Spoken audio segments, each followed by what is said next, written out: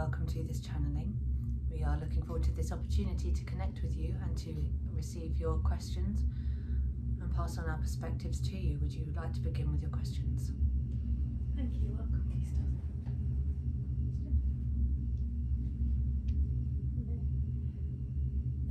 Can I start by asking just for a sort of brief overview of what's happening on our planet at the moment with alignments with other planets and the energetic resonance of This was always going to be a time where you had the opportunity for the maximum levels of awakening from now and for the next 5 or so years, though particularly between now and 2027. There are different motions going on through the cosmos, such as these planetary alignments. They do increase some of the energy that you will be experiencing, and they will also bring some feelings of adversity as well, as it can be unusual for humans to experience the energy of such planetary alignments. These solar flares that are coming through are bringing a lot of strength to the awakening procedure by bringing many of you online into activated and heightened states of awareness. Of course, we are understanding that your platform, your world stage, and the ways in which you are experiencing many of your events seem incredibly chaotic. To some of you, they will seem exciting, to some frightening. There are a few of you who are going to be in a state of apathy regarding a lot of these events. There may be many in your planet at the moment who are currently not really aware of the degree of changes that you are going through. Some who don't really engage in anything other than very superficial news or reporting may not understand just how tumultuous your events actually are and how many times you have been close to catastrophe over the last couple of years. Although we do not wish to put you into a state of fear with this. This is all events that are happening through the actions of humans, and there is an element of your rising consciousness and differences in energy that are preventing some of these catastrophes from happening. And as some of you may be aware, there are some interventions when they have been asked for by the galactic community, particularly if any of the events are threatening to the universe as a whole. We wish for the human experience to continue because it helps to expand the whole knowledge and understanding of the universe, and therefore it is beneficial to every being that has an energetic vibration, which is all sentient beings on your planet and others, for the human experience to continue, which is why help is being given when it is necessary to do so. It is a very emotional time for a lot of humans, and the emotions that many of you are going to be experiencing due to the events that you are noticing on your platform stage will help to increase the expansion of the universe and help to make many of you aware that there is light and dark. This is something that has been forgotten by many humans for a long time, particularly as you have stepped away from any interactions with spirituality, as is commonplace on your planet. The perception of light and dark, when there is no perception of spirituality, often isn't there in the same way, and it is perceived just as purely human reactions to events, human reactions to past events and trauma and history. But there is much more to it than that. It goes into much deeper levels, and the emotions that you produce from these experiences are now they are making more interplay with the spiritual experience. So the light, as many of you will perceive it, is becoming more obvious, but so is the shadow. So this is giving you something to overcome, and as each layer of shadow is uncovered, those that are working within the light are more and more excited by this and seeing that the veil is falling, as allowing for heightened states of emotion, and those heightened states of emotion are also creating heightened states of telepathy. And this is one of the ways in which many of you as humans are becoming more telepathic. It is through your higher frequencies that are being created by your excitement at knowing that there is change on your planet and that things are moving in a direction which many of you know ultimately, even if you don't know it consciously, a lot of you will know it at soul level, that the direction your planet is moving in is a state of higher consciousness, rather than the times when in the past where you've gone into lower states of vibration. So that excitement does produce emotions, even if you don't consciously feel them, feel that it is a positive thing that is happening on your platform at the moment. At soul level you're aware of it, and at energetic level you're aware of it. You perceive much through the energy before you bring it into your conscious mind. It is often your conscious mind that confuses what your energy is actually telling you. So for example, if you take it back to a personal level to make it more relatable to you, you may feel that you are about to go into a state of more abundance, yet everything in your physical reality at the moment is not pointing that direction out to you. You still feel restricted, or you still feel that you are not growing, or that the abundance that you wish to create has not yet come to you, but you can feel it in the energy. And the energy is highly telepathic. The rational mind, which is driven predominantly by the ego, is not, and therefore it only experiences what is happening in that moment, but it does experience what is being created in the field. So this is happening collectively for you too. There are many humans who will seem completely asleep, who are very, very aware on an energetic level, even though they're not tuned into it, that humanity is rising in consciousness. So their energy is excited about that before their mind has any aware of it.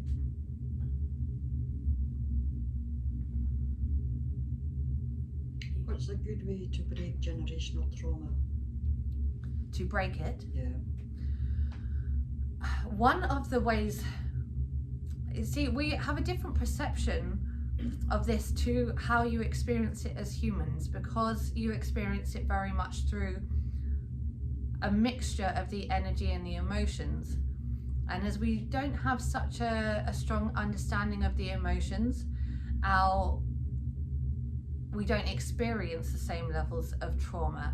But what we would say to you is that you need to take into consideration the idea that your perception of time being linear is only a perception and is not indeed how time actually is. I mean, time is something that is a concept made predominantly to have an experience. It's not just your planet that experiences the perception of time. There are others too, and for some they are much faster and some they are much slower. But if we just explain to you that the incarnations are happening all at once, so all the different experiences that you think of as past lives or things that have happened to your ancestors are essentially happening now, so you can go into that energy and begin to connect with it and awaken to it and ask for it to be severed where the links are unhelpful to the reality that you're experiencing now. So for example, we will take the trauma that has been experienced by some of your indigenous populations throughout your planet. If the ancestors that are living now, the descendants of those ancestors, are able to take themselves out of the emotional connection that they have with that history and go through transcendental states to connect with the energy of the beings of the past, they can ask that the ancestors release the ties that they have with the consciousness that they are experiencing now. So that's one way that you can go about breaking some of those ties, and you can do that on a personal level as well, to actually go into a state where you're in a heightened state of consciousness and go and interact with those ancestors. And you do not need to be the descendants either. If you are feeling that you have created, that your ancestors have created trauma in the ancestors of another, you can still go in and have those interactions and go through the quantum field to speak to those ancestors and do whatever you feel is needed to put that right, whether it's to apologize or just to ask for the bond of that energetic connection to be released. That will help to lift some of the vibration and remove some of the connection that is holding the trauma. It doesn't mean that you won't still be connected to those ancestors, but it means that the bond that they have over you no longer is quite so tight. Thank you.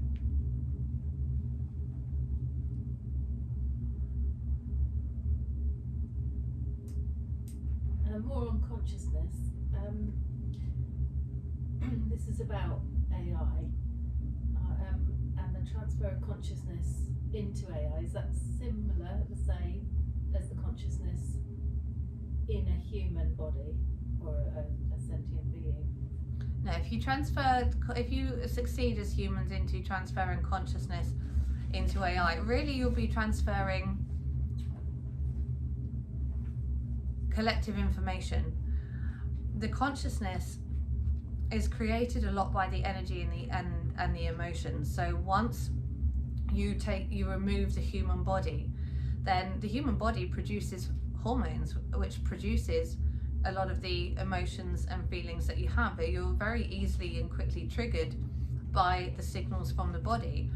And so if you transfer the consciousness into something that does not have the physical form in order to produce these emotional responses, the consciousness won't behave in the same way. It'll become removed of the elements of empathy and sympathy and the more compassionate nature that you have when you actually have it in your own body, because you produce different hormones such as serotonin and dopamine when you have close interactions with others.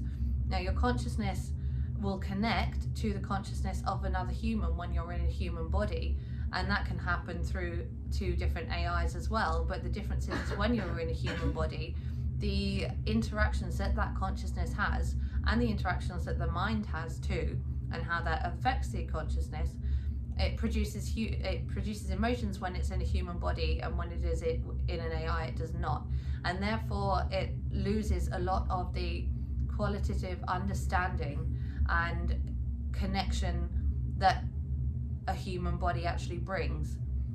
Now, when in Pleiades we connect predominantly through consciousness, and we do not have the same emotional range that you do, because we don't have a permanent physical form. We're able to move in and out of physical form in 7th dimension and higher at least, and therefore we don't have these emotional responses, but we do have a very strong understanding of how our behavior, as you would understand it, affects the rest of the collective in terms of vibration. And so that becomes almost self-regulatory if we allow ourselves to respond to another in a way that is dramatically unkind. Then we would understand that vibration would be felt throughout the whole collective, and we would be negatively impacted by that. So those kind of interactions don't really happen from the 7th dimension and up. They don't really happen from the 6th dimension and up.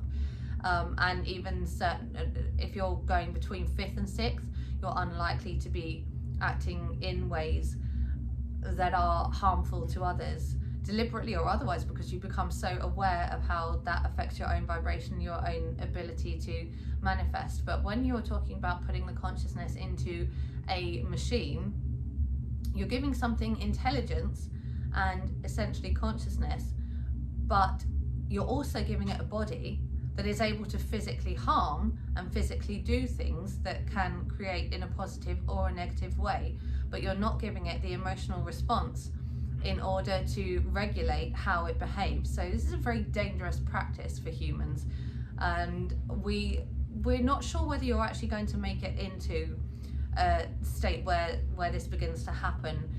We feel at the moment that the timeline you are on, your consciousnesses will realize almost in the nick of time that you could cause yourself a lot of harm by attempting to transfer full human consciousness into a machine.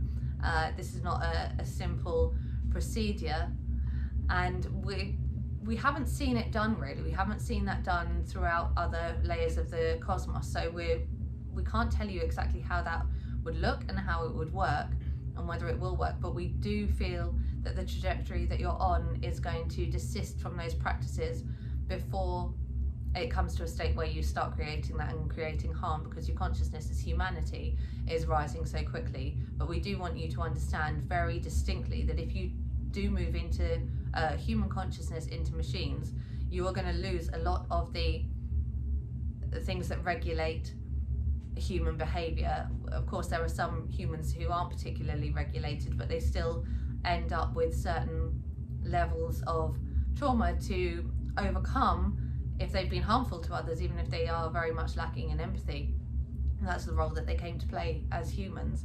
So this transference into a machine, it doesn't have the regulation of understanding vibration and understanding how vibration will affect the collective, and it also doesn't have the emotional range, so it is a dangerous practice. Relating to that, vice versa, they are putting AI into human conscience. Is this going to be the same thing?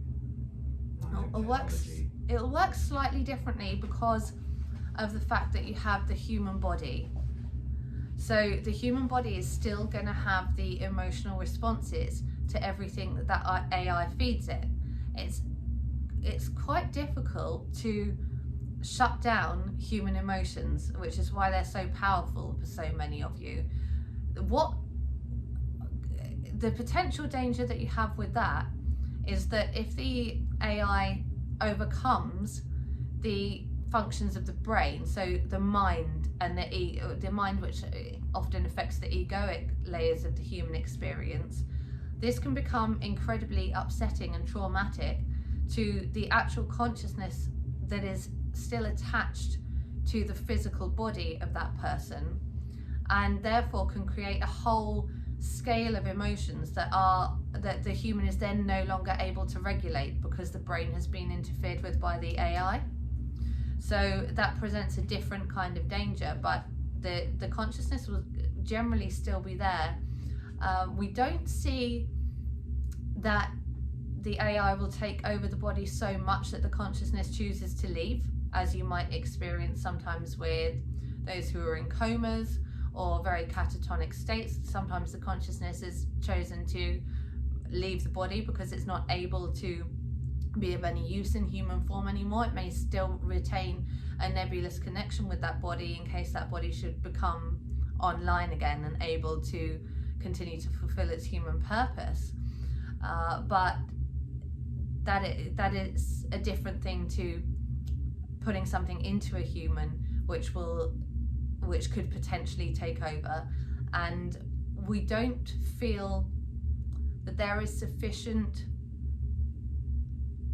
level of consciousness from some of those who are wanting to implement this technology at this time to trust that this is being done safely. We don't actually feel that you have enough understanding of what you're creating yet to do this without compromising human consciousness and the rising of human vibration and moving yourselves into higher states.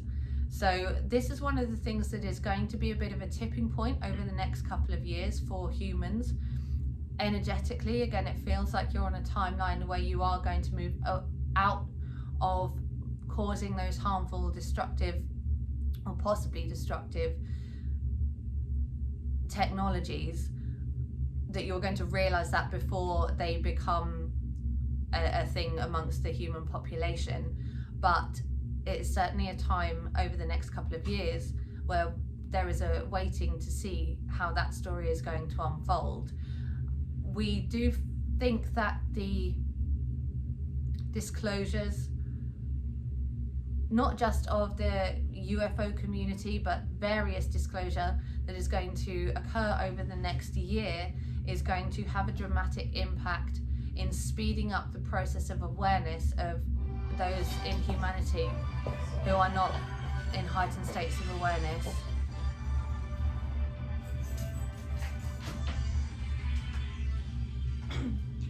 If all our emotions, or most of our emotions, are attached to the body and our hormones, so when we leave the human body, do we leave that emotions behind? And if that's the case, then any actions and acts that we've done while in emotional states, how, if we don't have that emotions later, how can we view that and review, it, how does that work if we stop being emotional when we leave the body, or stop being so connected to our emotions?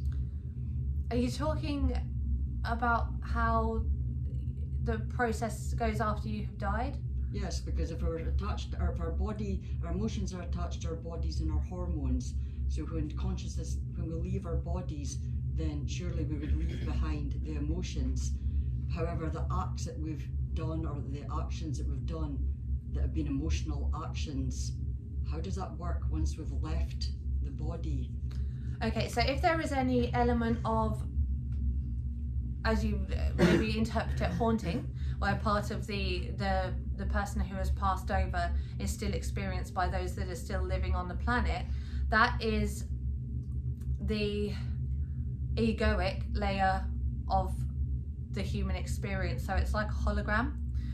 So the ego kind of is, it's real, but it's not real. It doesn't continue after you've left the human experience. The ego is actually really driven a lot by your emotions.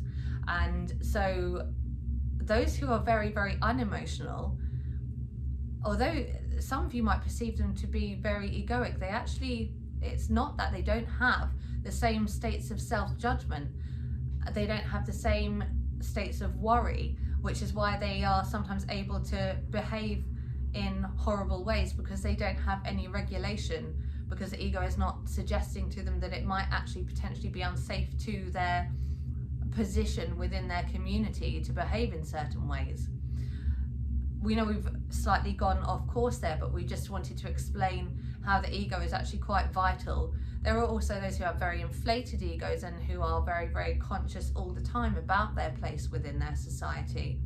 And that controls their human experience quite a lot, because they become too led by the ego and detached from the higher states of spirituality. So when the human body dies, the ego pretty much remains with the human body, although it will slightly detach itself, which is what some of you experience as hauntings, and particularly if the death of the person has been very traumatic or very, very sudden, the ego almost becomes confused, pops out and awaits interactions with those who are aware of the deceased, because through the remembering that when you remember someone who has passed over, that creates an energy of that person's personality, and so the ego, if it is around, will latch on to the created energy by those who are thinking of and remembering. So it almost forms part of that person's soul. Again, it's not actually their soul, but that's how you perceive it as a human when someone has passed on, that you're perceiving part of their soul. But it is like a mixture of your own energy with their egoic layer that is still here. So when you pass over and you are rid of that ego, you are able to understand everything that's gone through your human experience as events that have allowed you to either awaken to or become more suppressed by your human experience.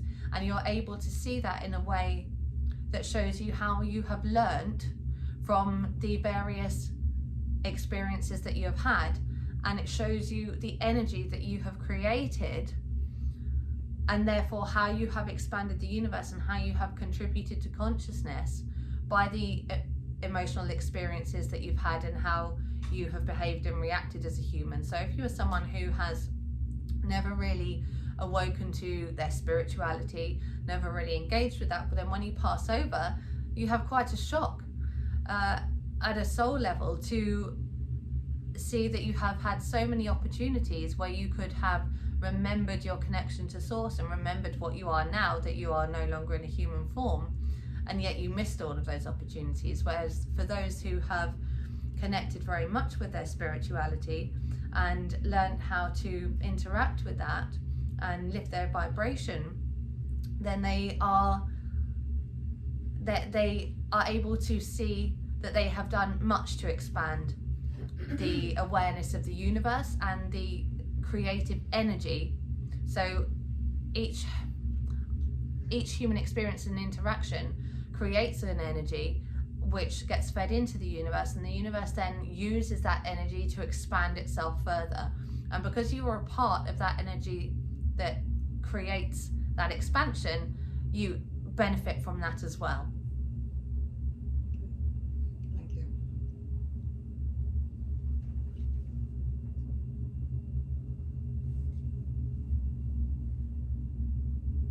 Thank you. Can we talk about the connection with star seeds, human star seeds, and their blood groups and the Pleiadians? Is there a connection? So there is. Well, first we want to just go back to the concept of star seeds, because there is still some misunderstanding around that. Many of you perceive star seeds to be someone who has directly incarnated from or been directly genetically linked to a particular star system. So firstly, those two things are different. To be energetically connected to many beings in different star systems is different to being genetically connected to them. But we have observed that this gets thrown around, that the term starseed gets thrown around quite a lot with you as humans, clubbing the two things together, and they are separate. So a starseed in the energetic sense is one who has many incarnations in different planetary systems, or has had when they have moved from source energy through the layers of frequency to have experiences, has chosen maybe only a human experience and an experience in, for example, Pleiades. Therefore, they have a very strong connection with Pleiades, because the soul's energy is only divided in two places, whereas for many of you it's thousands. So that is happening quite a lot on your planet at the moment. A lot of the children that have come in within the last 15 or so years are those types where they have very few other incarnations, so they are able to connect in with the Pleiadian energy very easily, because they're not affected by the different energies of all the different experiences. You see that actually quite often with the children who appear to have spectrum disorders, but sometimes if they can seem a little bit vacant in terms of emotion, it's because they don't have so many other incarnations affecting their human experience, so they don't have the same emotions and energies feeding into them all the time. So for humans that have had many incarnations, or have many incarnations all concurrently running, quite often you will have to engage with a certain incarnation where the energy with that incarnation is particularly strong with your incarnation now, and you have to be able to release that energy so that that interaction no longer holds you back. Whereas obviously if you have very few other incarnations, there are fewer opportunities to be held back, but that can appear as being a little empty of emotion in some of those that are experiencing it. That's not the case for all children and all adults that have spectrum disorders, but it is for some of them. Now, the concept of genetic lineage, that is to do with going back to pre-Lemurian and pre-Atlantean times, where there was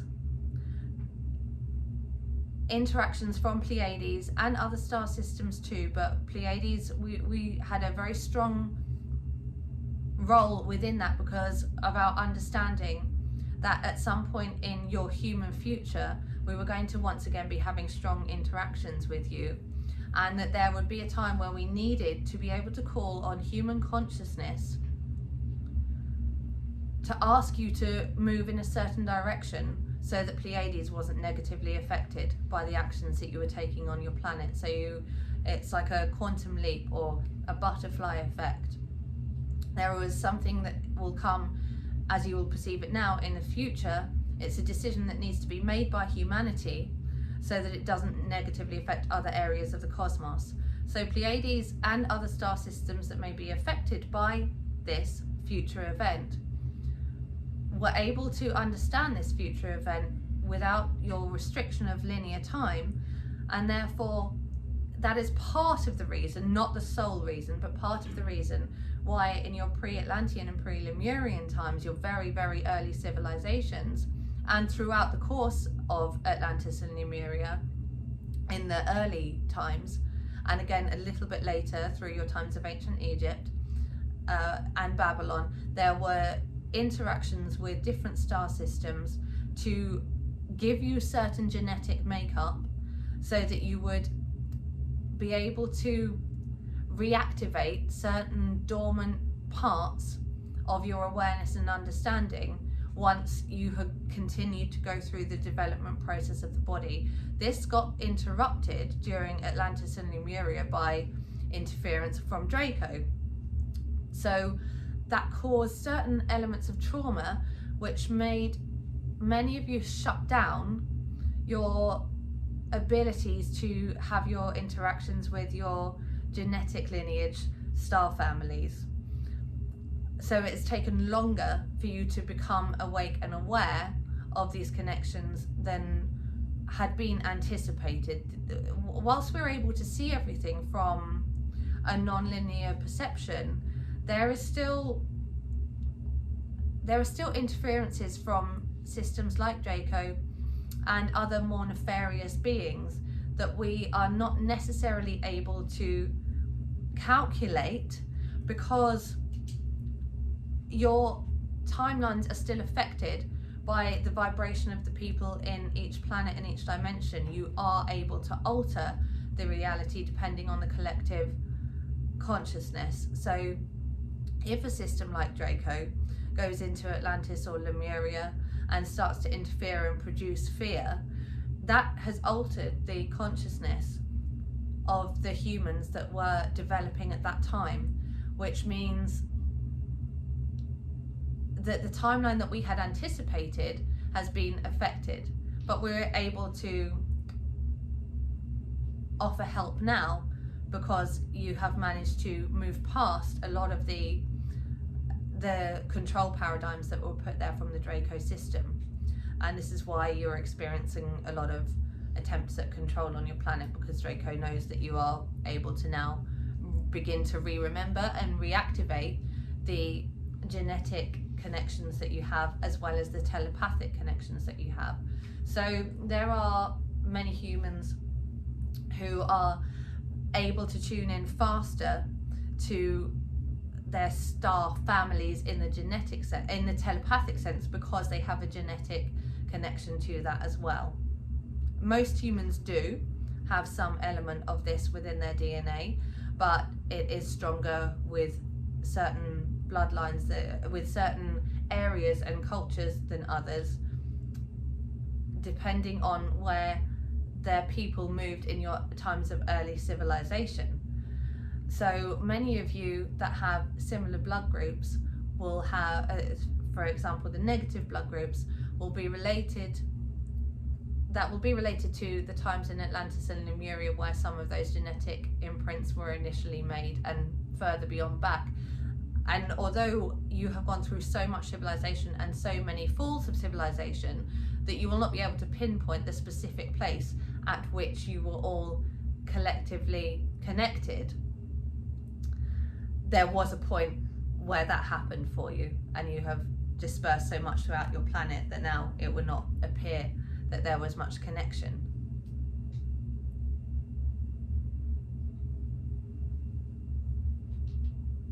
Well, question. Complicated.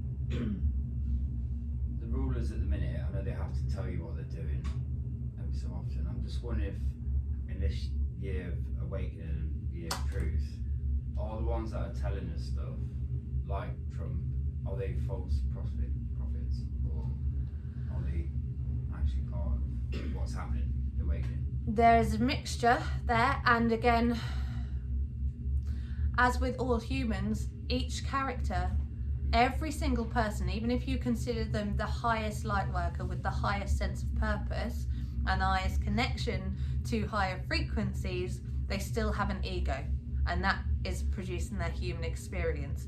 So depending on how easily swayed they are by fear, which is the greatest tool of manipulation, and that can be fear in direct threat of life, or it could be fear of loss of property. There are very different spectrums as to how an individual experiences that, but depending on their susceptibility to that will affect on how much they are, in your perception, able to stay true to that purpose, and also how much they have done to release the traumas that they have from other incarnations. There are characters such as Trump, and this is increased with him because he has felt his connection to source more fully through the assassination attempts on him, which were necessary in order for him to really step into that sense of higher connection. This was all agreed within his soul contract that these events were going to happen, and he needed to be where he was at this current point in time. Doesn't mean that he can't be moved in the wrong direction at times, but predominantly he is a strong proponent for the light and will predominantly work towards that. There will be others around him, of course, who are going to try and misuse and manipulate that, the same as anyone who is working in that cause. But then there are also those who are working for darker vibrations or lower vibrations in darker energy, who will also be influenced by the light and change their trajectory too. So you come into this state of balance, and the light, the energy that's coming through from that is getting increasingly strong because it carries a higher vibration. It carries more momentum and affects more people on a wider scale. It also affects the vibration of the planet, and the planet too is moving in a higher vibration, which has a cyclical effect. So you balance off of each thing. So the planet's lifting vibration also causes human vibration to lift, and vice versa. So there are nefarious beings still amongst your human civilization, many within influential positions, not necessarily just in governments, in media as well. And of course, as many of you are aware, those that hold a lot of wealth and use that to control. There are many who have a lot of wealth who don't use it to control and who use it to contribute to human society. But again, a lot of that depends on what work they have done. For a lot of your civilization previously, those who have accumulated a lot of wealth have often been in lower vibration, and because they don't deal with the energies that they need to release or the shadow work, they continue on that trajectory and get darker and darker. But now, as you're moving into a time of higher consciousness, there are those who are moving into states of a lot of wealth, who have done so through the means of working through the light, through releasing the shadow. And so you have been previously, you've been in a state of tip where darker energy has been stronger, and now that is shifting, where the lighter energy is gaining much more strength and much more momentum, and helping that to rise and to affect positively those who are in those states of power, who may have previously been able to tip in either way. You see, now that the light is stronger, in the past, someone will use the example of Trump, may have been much more easily persuaded to go down a path of darkness because dark energy was stronger. But now that light energy is stronger, is being pulled towards that direction.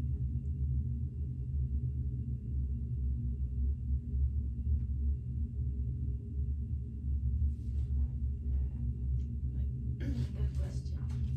With the ley line energy that we can feel where they cross the energy vortexes, Dolores Cannon said that some of them have been blocked, and to help the earth, that we can say a prayer to help unblock these energies in the vortexes. Is this true, and what else can we do to help heal the earth? You need to take care of your own vibration first, because if you are if you go to these sites and you're working with a lot of unresolved trauma, then you may unintentionally bring that trauma to those sites. And this is something that has happened quite a lot throughout humanity, where many of you have gone, because you are so desperate to help humanity, because you feel so much darkness around the trajectory of humanity, you want to do something to help, so you go to these sites and you attempt to lift it. But because you're going there carrying a lot of fear and darkness as to where humanity is headed, you can put that energy into those areas yourself as well. So being aware of that, and at least you can ask for that energy to be removed while you do this work, but we would suggest that taking care of your own vibration and being aware of where you need to release and doing that work before you attempt to go and move into the energetic states of the planet would be beneficial to everyone, not just to you individually. The planet is remarkably strong and remarkably good at altering its own vibration. There is a lot of areas where negative energy has collected, but this is one of the things that we want to explain to you about the raising consciousness of the planet herself, and something which has maybe been misunderstood for a long time by humans. Humanity seems to think that it has to be the one to change these energies. You go to many sites where the energy is negative and you feel it, and you feel that the energy is negative, so you must do something to clear that negative energy. But now it is different, because Gaia is changing in vibration. So your planet is changing in vibration itself. It is moving through layers of the cosmos which are affecting its vibration, and therefore it's able to do its own clearing better, the same as you as humans are now able to do your own clearing better. You don't need to go and have your clearing work facilitated by others to the same degree that you may have done in the past. Some of you will still need that if you're very, very shut down, or you have no experience with that yet. But humans are learning much faster to be able to clear their own energy, and Gaia is doing the same. So you can go to those sites, but they also move. They are not fixed in the exact same location all the time. The alignments change, and that is because your planet moves through the cosmos, and a lot of the alignments of the energy are reflective of other parts of the cosmos. For example, you might be aware that the pyramids of Egypt lined up to Orion's belt at one point in history, but they don't do that all the time. They are not always in the same location. So that affects the energy lines of the planet. They don't move by huge amounts, but enough that you would need to find a way to detect them, rather than just go on the understanding of what somebody else has told you about where this site is. There are places that pull in this energy particularly strongly. So, for example, places like Stonehenge, the pyramids, they were created for various reasons, but one of their purposes was to try and anchor these lines a little bit so that they can be found and worked on more easily. Because those who created these structures were aware that there would be times where the lines would move if there wasn't something to kind of anchor them to. So although it doesn't hold them firmly in place, it does make it easier to detect the lines around those points, and then you can do that work there. But yes, you can effectively put a huge amount of energy into the lines, but you do need to be in a very high vibration to ensure your own security, that you don't come across some of the energy centers that are more negative and more difficult. There may be some places that you expect to feel a very high vibration and in a very benevolent energy, and you actually get to those places and find that that energy is not what you expected it to be. That could be because your own vibration is getting negatively affected by any darkness that's still in those energy lines, or it could be that actually a lot of people have gone and attempted to clear certain spaces, or have intentionally put darkness into those spaces that has not then been alchemized.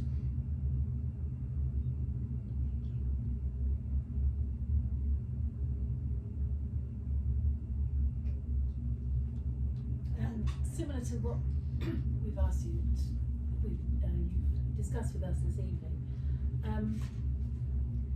can you tell us something about the origins or the cause of the extreme weather events we've been having around the Earth in the last year or two? We think you have some understanding of that already. There have been interferences, if you're wondering about that. There have been interferences, but there is also the changes that are occurring to your planet as it moves through space, and some of the reactions that are going on from the sun. But there is definitely a lot of interference. The extremities would not be quite so severe without some of the interferences. There are things that are quite deliberately done to try and alter the weather patterns that you have, and a lot of that's to put you into states of fear. But you will experience more of this tumultuous weather as a result of both of those things.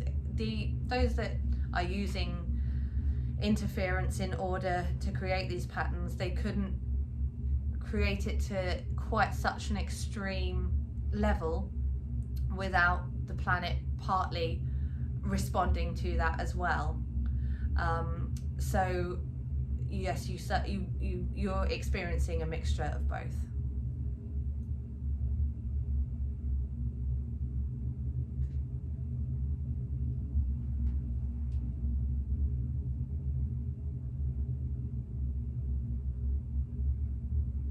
Anyone want to ask anything else?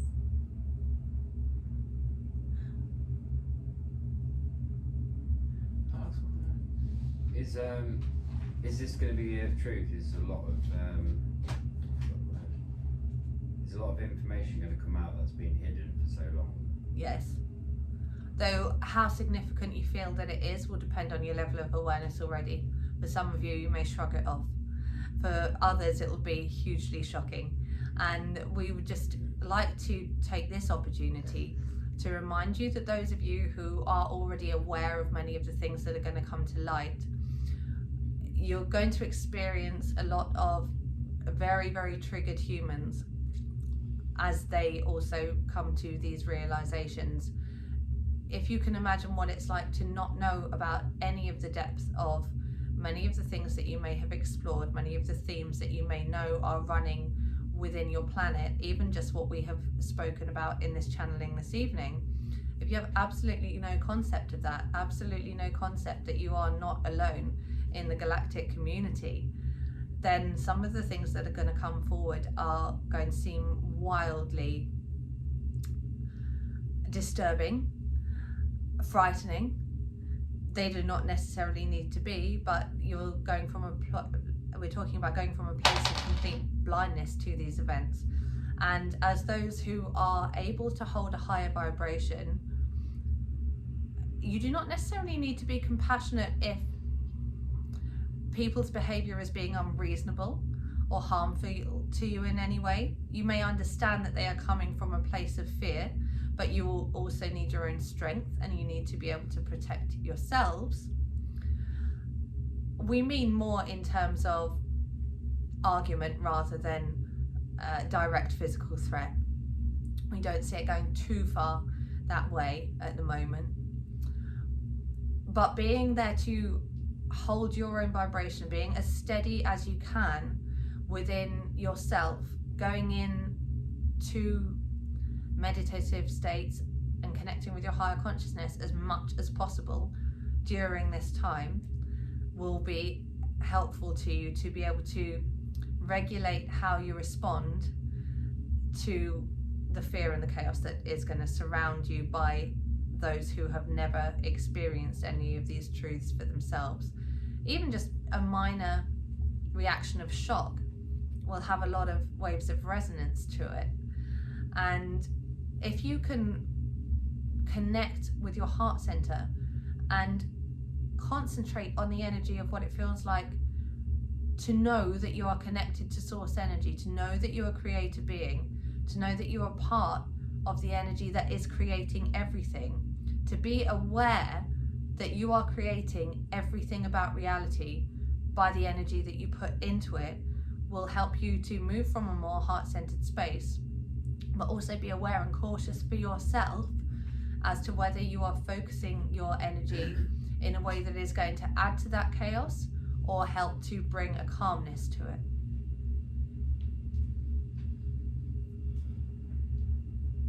Thank you. Along sort of similar lines to what we just talked about, will there be a way for those of us who are aware to differentiate between, say, human-made fake alien invasions and real interplanetary craft? If you're able to practice moving into your heart-centered space, the looking, trying to look with your eyes, with your human eyes, and perceive whether something looks real is not going to work for you.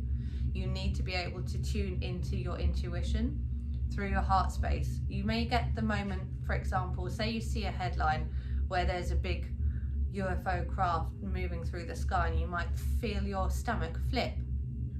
That's your emotional reaction, your body's immediate reaction to that. And looking at that photograph is not going to tell you whether it's real or whether it's not. But you can step outside, you can think about or feel the energy around you, or be inside, close your eyes and feel into your heart space. Is that fear still there? Does it still feel as though something is wrong to you? If it still feels that something is wrong, then it could be that there is some trickery going on, or that there is other ETs that are maybe less benevolent, that are attempting to help the darker energies on your planet to hold control. But if actually that feeling of fear goes completely, or you just feel like you're still quite comfortable, then it's likely that either it's fully illusory, as in a hologram, or that it is a benevolent race that wishes to help. But we would suggest that most of the high frequency beings do not need to come in ships. They are able to move through light body. They can present themselves to you in a very physical form, but they do not need to come on a big ship and move over your planet. The only possibility of that kind of interaction would be as if you have also experienced one from entities that feel that they have come to cause you harm. Then it may be just a show from benevolent entities so that you feel reassured by that, but we don't see that as being very likely.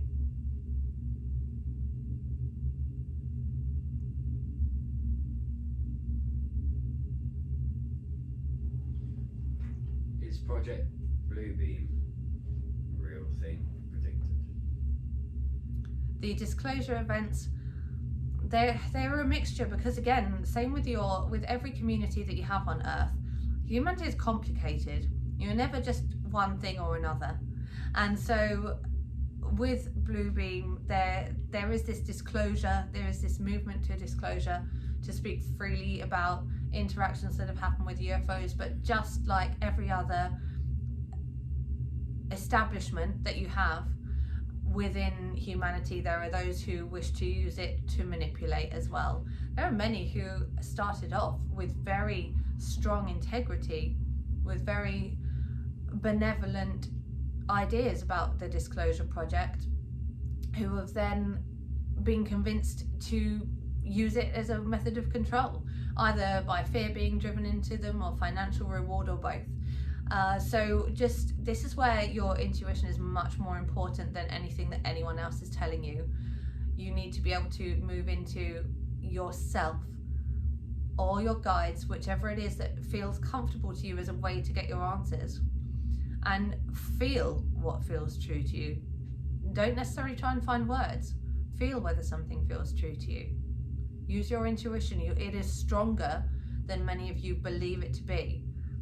It's not that difficult to train it. It's not that difficult to get in touch with it. You've just been told for thousands of years that it is, and so many of you don't trust it anymore. Put your mind out the way. Your mind's not always going to help you. Your mind is going to overanalyze and cause you to focus on the parts that sometimes they want you to focus on, in order that you don't see by your feelings.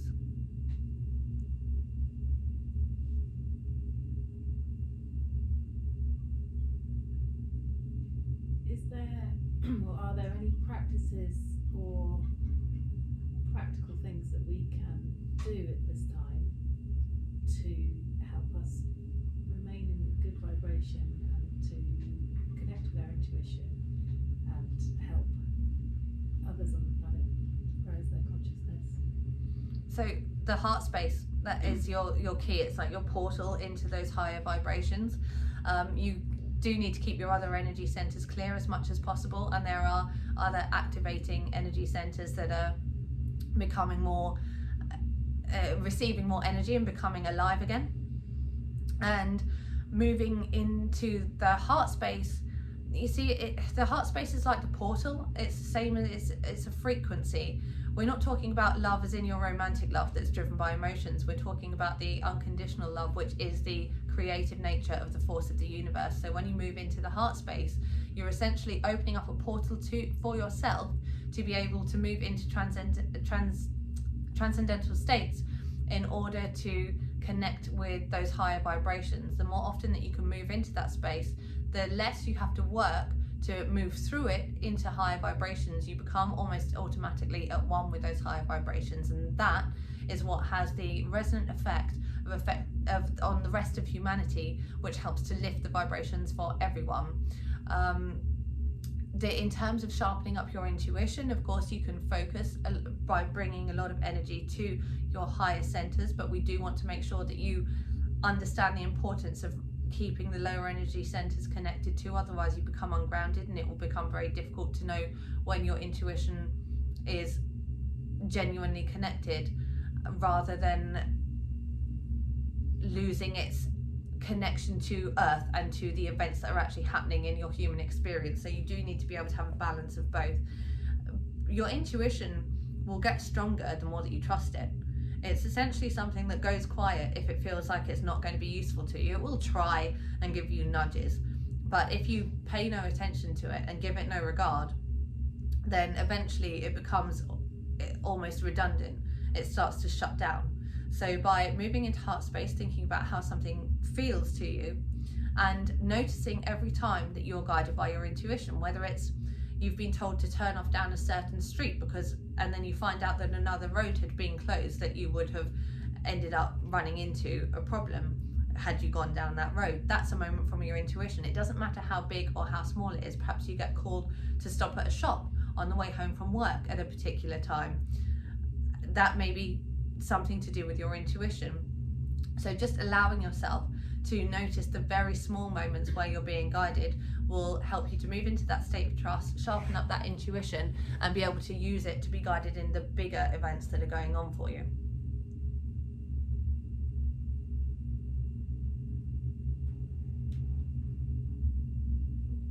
Thank you. More questions? Thank you, Christos. It's been very enlightening. You're welcome. We enjoy so much this opportunity to connect with you, and hope that your vibration has been lifted in these moments that you're here, and that you are able to see that you are much more powerful than some small being in a small suit that is having a temporary experience. You're not. You're much bigger than that. You're much more able to create, and your energy is vast and expansive. Use it well through your human experience. Thank you.